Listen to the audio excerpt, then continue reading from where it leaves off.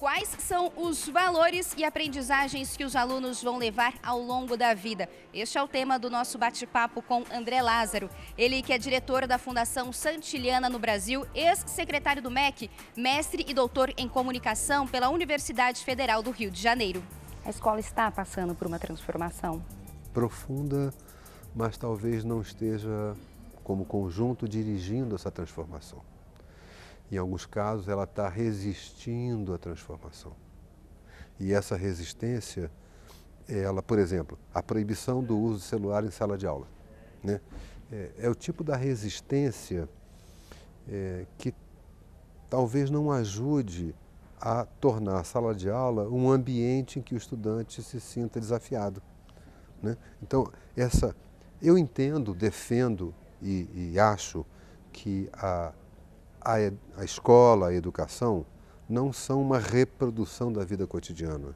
Ela impõe tarefas que a vida cotidiana não tem. Você tem uma obrigação de sistematização do conhecimento.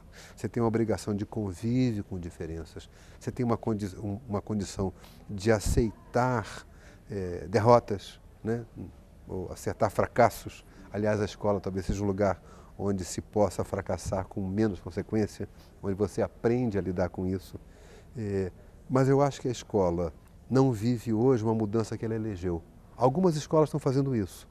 Elas elegem mudanças e investem nessas mudanças, reorganizando o espaço escolar, reorganizando as turmas, mexendo nas disciplinas, criando campos e áreas de conhecimento e não disciplinas isoladas.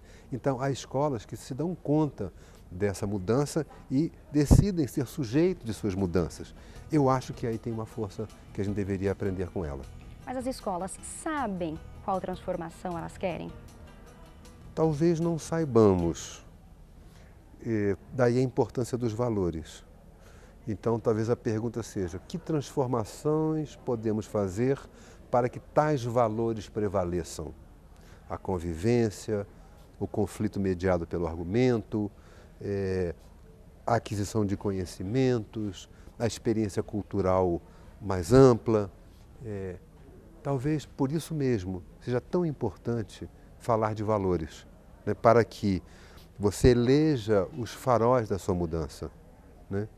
E a nossa escola, as nossas 188 mil escolas no Brasil, onde estão os 49 milhões de estudantes da educação básica, com os nossos mais de 2 milhões de professores, eles certamente têm condições de eleger caminhos. E, para nossa alegria, acho que de todos os brasileiros e brasileiras, o Plano Nacional de Educação, os planos estaduais e municipais apontam para objetivos que são civilizatórios. Eles são objetivos generosos. Ainda que tenha havido uma disputa inconsequente, a meu ver, equivocada sobre o termo gênero, porque foi sobre o termo e não sobre o problema que o termo se refere, né? Ainda que tenha havido isso faz parte de uma transição que eu suponho vamos superar daqui a pouco, né? Mas esse enorme contingente escolar que nós temos tem condições de se tornar um contingente educacional. Para mim, essa é a transição que nós vivemos. São duas que são a mesma transição. Uma transição quando eu era jovem, eu era filho de uma família somos 5 irmãos, meus pais não tinham educação superior, meus pais lutaram muito para educar os 5 filhos e nos diziam: tudo que eu posso deixar como herança para você é educação. A transição hoje a educação não é uma herança, é um direito. Essa eu acho que uma enorme transição. E o país criou um sistema escolar muito grande, mas não criou um sistema educacional. Qual é a questão que eu gostaria de frisar? Nós temos uma história que deve nos alertar. Em 1932, os pioneiros da educação lançaram um manifesto que, lido hoje, é contemporâneo. A linguagem não é, mas os conceitos são. No entanto, o golpe de Getúlio Vargas sepultou as esperanças que estavam ali depositadas. Mais tarde, em 61, se fez uma lei de diretrizes e bases cheia de esperanças, com um Fórum Nacional de Educação cheio de generosas visões. O golpe de 64 matou essas esperanças e as sepultou por longo tempo. afastou Paulo Freire, afastou Darcy Ribeiro, afastou Anísio Teixeira, teve o massacre de Manguinhos, que foram grandes cientistas brasileiros expulsos do país. Hoje nós temos um plano nacional de educação.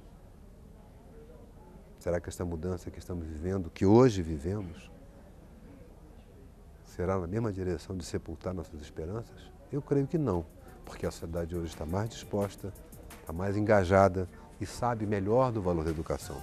Mas teremos que lutar. André Lázaro, muito obrigada por ter conversado com a gente, falado sobre os valores da educação. Muito obrigada mesmo. Obrigado a vocês.